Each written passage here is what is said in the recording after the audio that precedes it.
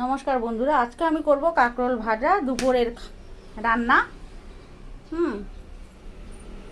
গ্যাসটা আমি জ্বালিয়ে নিচ্ছি।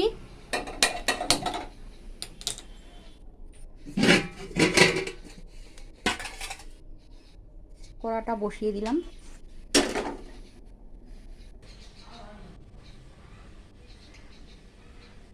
কড়াই গরম হয়ে গেছে, আমি তেল দিয়ে দিলাম। কাঁকরোলটা আমি ছেড়ে দিলাম। আর যে পাট শাক আমি ধুয়ে নিচ্ছি, পাট শাক করবো।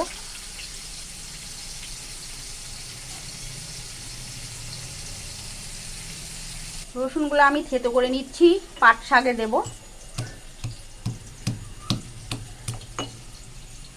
কাঁকরোলটা ভাজা হয়ে গেছে, নামিয়ে নেব। এবার দিয়ে দেবো এতে কালো জিরা,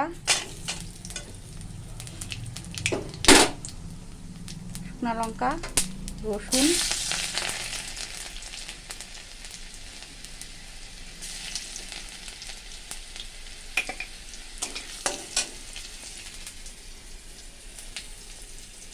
শাকটা ছেড়ে দেবো। এইবেলা শাক আর ভাতই করবো, বাজারে এবেলা কিছু নেই ঘরে। দিয়ে দেবো এতে নুন।